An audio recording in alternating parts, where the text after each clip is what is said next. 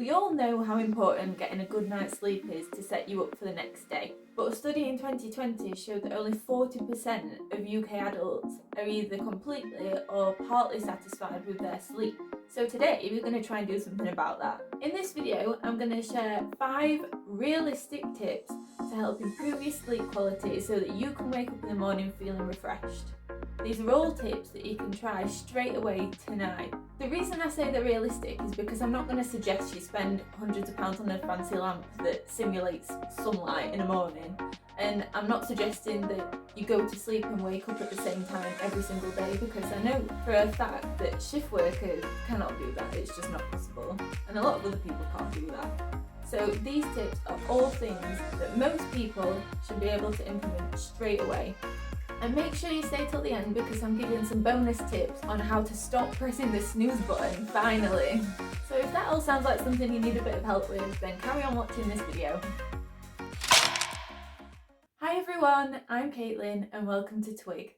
At Twig we discuss all things personal development. I post 2 videos a week, once on a Tuesday to discuss productivity and motivation to help you achieve more success, and the video on Fridays focuses on self-care and relaxation to help you stress less. Before we get into today's video on improving sleep quality, I just wanted to go through a couple of disclaimers.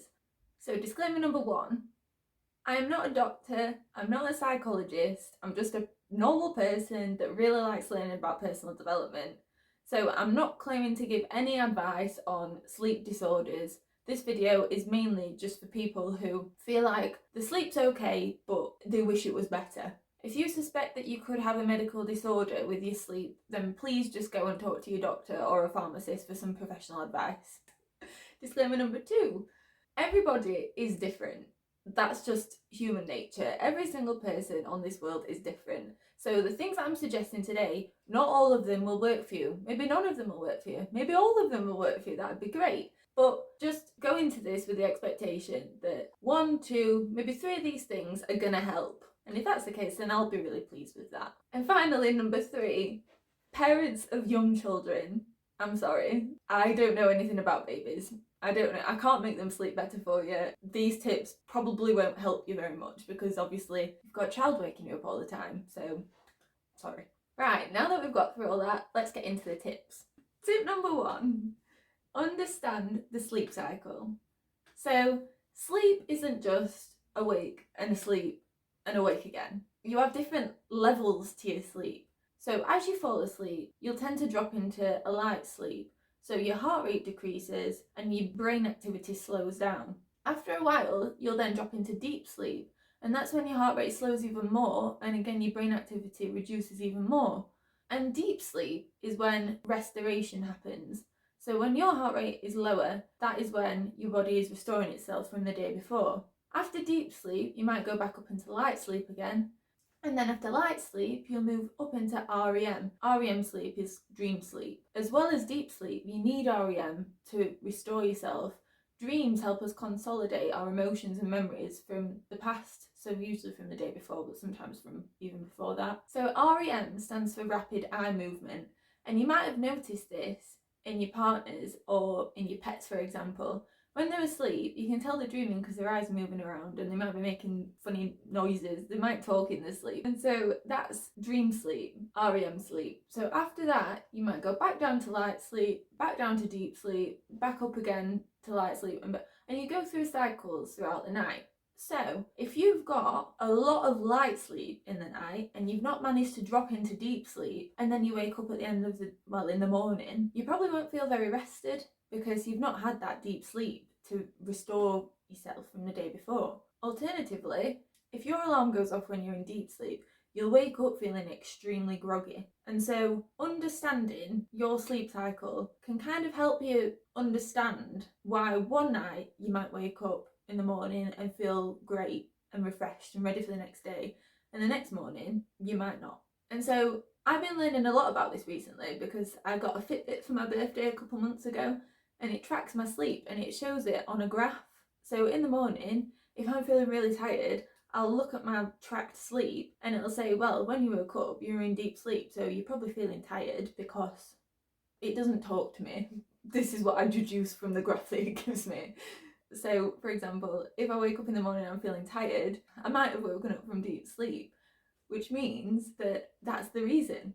Or I might not have had enough deep sleep. I might have only had like 20 minutes worth of deep sleep, and that's why I'm not very chirpy. So, Fitbit gives you a score for your sleep. This is not sponsored by Fitbit. I literally have like 2 subscribers.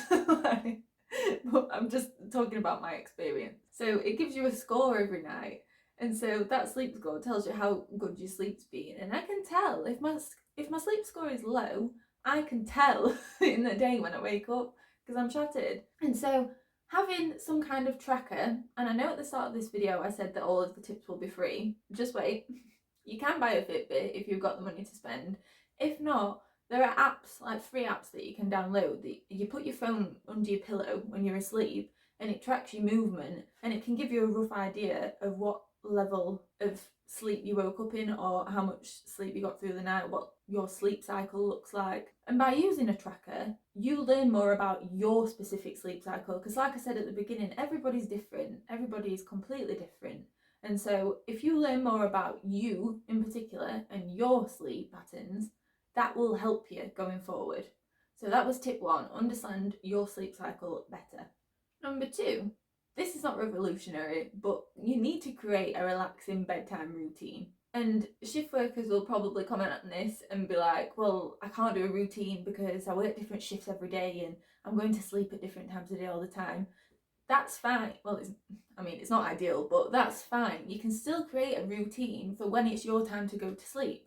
So, for example, on a night time, my bedtime routine is to have a bath, relax in the bath, then I get out of the bath, put my moisturiser on, get some comfy PJs on, go downstairs, let Spud out, Spud's the dog, give her a bedtime biscuit, come up to bed, get into bed, do a bit of reading, do planning for the next day. I have a little book.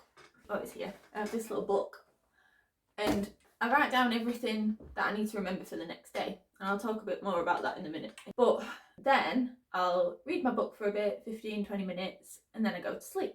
And that is the routine that I have every time I go to bed. Doesn't matter what time it is. Well, I suppose if I've gone out at the weekend, I probably won't do it. But it doesn't matter what time of day it is. That's the routine that I do. And so if you've got that routine, that sequence of events before you go to sleep, your body will recognise that, your brain will recognise that, and you'll be more in the mood for sleeping because that's the routine that you've created for yourself. You know that when I do this, and this, it's time for bed. So part of that routine can be making sure that you don't look at your phone for a couple of hours before you go to bed. No, that's difficult, but try it, see if it helps.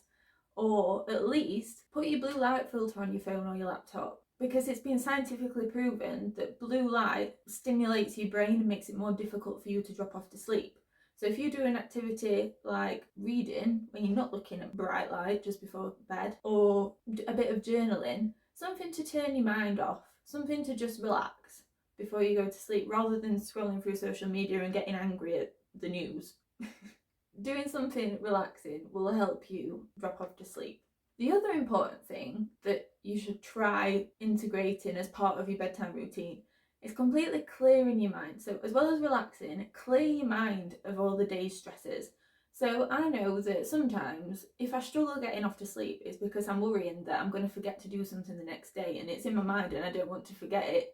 So I keep thinking about it so that in the morning I've not forgotten it. Write things down. Write a to-do list for the next day before you go to bed. Just get it out of your mind. So like I was saying before, I have a little book and I write down all of my tasks that I need to do the next day. If I'm feeling super organised, I'll literally plan out my day hour by hour. I also set 3 priorities for the day, so 3 goals for the day, and they're always achievable but slightly stretching. And I have a section for gratitude and I put 3-4 bullet points, and then I have a little section to write about my mood and how I'm feeling. And that for me, again, it might not work for you, but try it. It just helps me get everything out of my mind from the day and all of the worries out of my mind for tomorrow because it's all on paper. It's all there. It's all next to my bed. And then if I wake up in the night and I've remembered anything else, I can just jot that down because it's next to my bed, and then I can go back to sleep because I'll not forget it because it's there. So try that. Try clearing your mind of the day's worries and of tomorrow's worries so that you can sleep soundly. So that was the bedtime routine. Play around with it. See what works for you. Everybody, as I'll keep saying, everybody is different. You need to find what works for you. Trial and error. Trial and error. Tip number 3, optimize your sleeping environment. My biggest issue with sleeping is getting to sleep. I don't often wake up in the night, but when I do wake up in the night, it's usually because of either a dream that I've had or something in my environment is waking me up. And so that could be there's too much light, or it's too cold, or Alex, my partner, is moving around in bed and has woken me up. So you need to make sure that the environment that you sleep in is conducive to an unbroken night's sleep. It's natural for you to wake up a couple of times in the night, but the problem arises when you can't get back to sleep. So then you get into a vicious cycle of looking at the clock and the time passing and getting stressed because the time's passing, then still not being able to get back to sleep because you're stressed.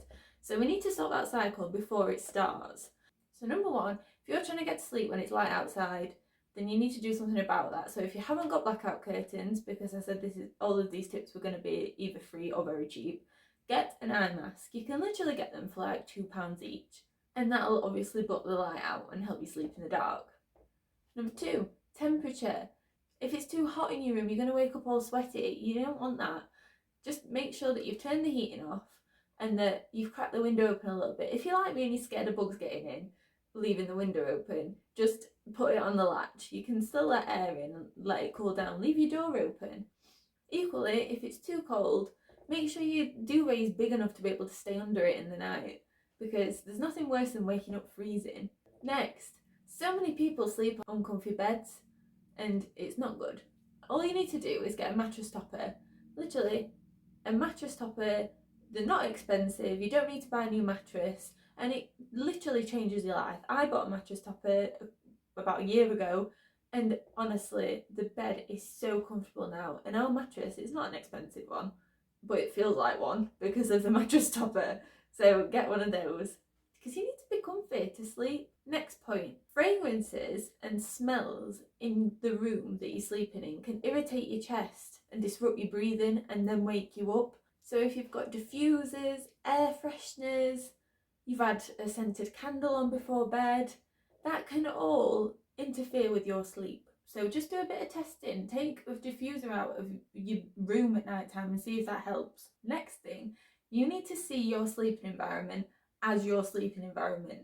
If you're doing other stuff in your bedroom, if you're working in bed, if you're eating in bed in the day, and you make a habit of it, your sleeping environment is no longer your sleeping environment. It's your working environment, it's your eating environment. And I know that there'll be people who have been working from home during the pandemic, who live in a flat with other people and don't have any other choice but to work in their bedroom or in their bed. Try getting a little fold-away desk or something that you can just slip down the side of your wardrobe when you're done working. Just try anything so that you are not having to work in bed.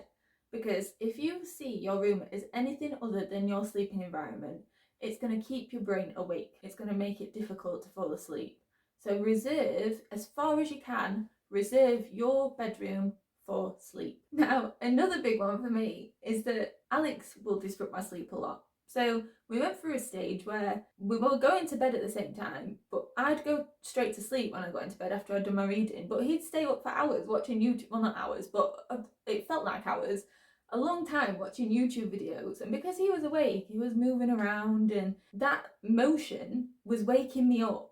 And so for the first half an hour, 45 minutes of the night, I'd see on my sleep tracker that I was going from light sleep to awake, light sleep to awake, light sleep to awake. And that is not good sleep. It's not good quality sleep. You need to go into deep sleep. You need to complete your sleep cycles fully. And so that section, that first part of my sleep during the night, I might as well not had. So my tip for you, if something similar has happened to you, chat to your partner about it. Are they snoring? Is there something they can do about the snoring? If they're affecting your sleep, they're affecting your life. And I'm sure any caring partner would want to do everything that they can to not let that happen. So just have an open chat. Just have a talk about it. Honesty is the best policy. So that was optimizing your sleeping environment. The next tip, tip 4, pay attention to your dreams. And now I know this sounds a bit airy-fairy, and if someone said that to me a couple of years ago, I'd be like, what are you talking about? What do you mean pay attention to my dreams? Dreams are dreams. But you might have noticed in life, if you're stressed about something or you're worried about something that's happening or you're going through a hard time in life, your dreams might get more vivid, they might get weirder, they might get more frequent. If you've noticed that, pay attention, because your dreams are trying to tell you something. Your dreams are where you file away your emotions from the day. So if you're living through a heightened emotional state or period in your life, your dreams will show that. And sometimes your dreams can show it before you're aware of it. So if you can identify a change in your dreams, that might indicate that something's not going very smoothly in your life. And so you might need to give that a bit of thought and attention just to figure out what it is that's causing your dreams to give you issues at night. Because I know that when I get anxious, I'll get more nightmares and that wakes me up. And then I don't like going back to sleep because I'm worried that the nightmare will come back. If you can address the issues in your waking life, that will help you sleep, because you won't be getting those ridiculous dreams. Number 5, avoid prolonging sleep inertia with snooze. So if you don't know what sleep inertia is, well, you will know what it is, you might just not know what the word for it is. It's when you wake up in the morning and you just feel groggy. It happens to everyone most mornings, but sometimes it lasts for ages. Like, it can last for hours. You get to work and you're like, I need that coffee because I'm still really groggy from my sleep. So we can shorten the amount of time that grogginess lasts. And one of the best ways to do that is to stop pressing snooze. And I am so guilty for this. This is something that Alex has had to talk to me about, because I've been known to snooze for hours. And when you look at the sleep tracker, it shows you that sleep that you're getting is not restorative sleep. It's light sleep. You're very unlikely to go into deep sleep and REM. It's light sleep, and that is not the sleep that you need to be able to feel more rested when you wake up. But as well as this, even if you do manage to get into deep sleep, your alarm's going to wake you straight back up again in 5-10 minutes. And if you wake up from deep sleep rather than light sleep, you're more likely to feel that sense of grogginess even worse than you did when you woke up before. Also, alarm clocks cause shocks to the heart, like genuinely. When I've been checking on my Fitbit in the morning at my heart rate throughout the day, when I wake up in the morning, my heart rate spikes, and that's because my alarm is causing me a shock, like I'm having a shock through being woken up. So my theory on this is that before we were fully evolved humans and we were cavemen, if something woke us up and forced us awake from sleep, it was usually a threat. And so it makes sense that your heart rate is going to suddenly shoot up if you've been woken up from sleep. So if you're doing that to yourself more than once in the morning, 5-6 times, that's a lot of shocks to your heart. And over time, over your life, that could actually be causing damage. So not only are you not getting the sleep that you need through pressing snooze, not only are you waking up less refreshed after pressing snooze, but you could also be damaging your heart. And so if that's not a reason to stop pressing snooze, then I don't know what is. Anyway, what can we do about pressing snooze? How can we stop? And here are some ideas that I've come up with. These are the bonus tips that I mentioned at the start of the video. So, well done for staying this long, because now you're getting some bonus tips. Tip to stop snooze number 1. Set your alarm for when you actually need to get up.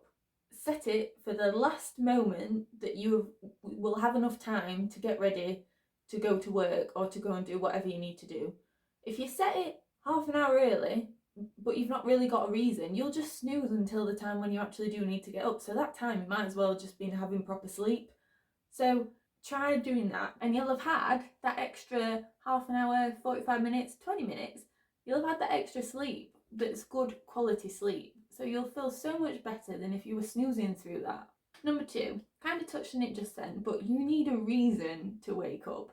In the morning, when you're shattered and all you want to do is stay in bed, press snooze, you need a reason that is good enough to get you out of bed. And for me, most of the time that's being late for work. I'm not a person that can be late. If I have to get up, I cannot be late. And so that's enough of a reason for most people to get out of bed. But an issue arises with that. If you decide you want to be part of the 5 a.m. club, you need a reason to be getting out of bed before you're going to be late for work.